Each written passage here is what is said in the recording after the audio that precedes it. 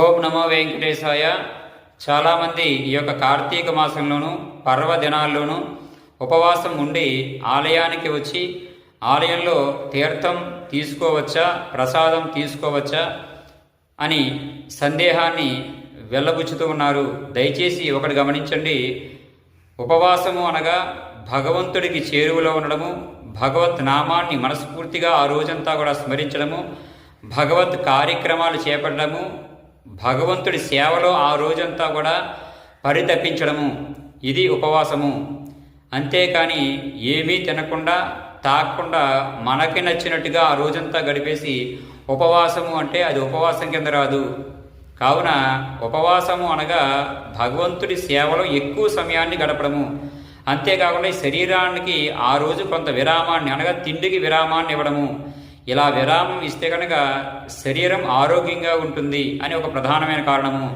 అంతేకాకుండా భగవంతుడికి మనం పూర్తిగా తినేస్తే కనుక ఎటువంటి జపతపాలు కూడా మనస్ఫూర్తిగా చేయలేము, నిద్ర అనేవి ఆవహిస్తూ ఉంటాయి. కాబట్టి ఉపవాసము అనగా ఈ విధంగా ఆచరించాలి. ప్రధానంగా భగవంతుడి ఆలయంలో ఇచ్చేటువంటి ప్రసాదాన్ని, తీర్థాన్ని తిరస్కరిస్తే భగవంతుణ్ణి మనం వద్దన్న దానితో సమానము. కాబట్టి దయచేసి తీర్థాన్ని, ప్రసాదాన్ని స్వీకరించి ఉపవాసాన్ని చేయాలి. భగవంతుడి యొక్క తీర్థాన్ని, ప్రసాదాన్ని తీసుకుంటేనే మన శరీరానికి పుణ్యము అనేది వస్తుంది. అంతేకాకుండా మనలో ఉండేటువంటి తెలియని అజ్ఞానము ఉంటుంది. అనగా కొంతమంది ఏది ఎలా ఆచరించాలో తెలియదు, ఏది ఎలా చేయాలో తెలియదు, జీవితంలో ఎలా నడుచుకోవాలో తెలియదు, ఎవరి దగ్గర ఎలా మాట్లాడాలో తెలియదు, అసలు పుణ్య కార్యక్రమాలు ఏ విధంగా తలపెట్టాలో తెలియదు. కాబట్టి ఇటువంటి అజ్ఞానం వల్ల మానవుడు అనేక రకాల ఇబ్బందులకి గురి అవుతూ ఉంటాడు. కాబట్టి మనలో ఉండేటువంటి అజ్ఞానం తొలగిపోయి జ్ఞానము కలగాలి అంటే కనుక చక్కగా భగవంతుడి యొక్క ఆరాధన చేస్తూ ఉపవాస దీక్షలో శ్రద్ధాభక్తులతో తీర్థప్రసాదాలు స్వీకరించవచ్చు, పళ్ళు కాయలు తినవచ్చు, పాలు తాగవచ్చు. ఈ విధంగా ఉపవాసం చేయాలి.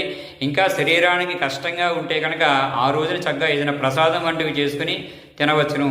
కేవలం భోజనం మాత్రం ఆ రోజు చేయకూడదు. ఇది ఉపవాసంలో చాలా చాలా ప్రధానమైనది. కావున ప్రతి ఒక్కరు కూడా ఉపవాసాన్ని ఈ విధంగా ఆచరించండి తప్ప మీకు నచ్చినట్టుగా ఏదో కథల్లో చెప్పినట్టుగా కటిక ఉపవాసం చేయాలి, కటిక ఉపవాసం చేస్తేనే భగవంతుడు కరుణిస్తాడు అనేటువంటి అజ్ఞానాన్ని పూర్తిగా విడిచిపెట్టండి. జ్ఞానంతో ఉపవాసం ఈ విధంగా మాత్రమే ఆచరించండి. కావున తెలియని వారికి ఈ యొక్క విషయాన్ని ప్రతి ఒక్కరు కూడా తెలియజేయండి.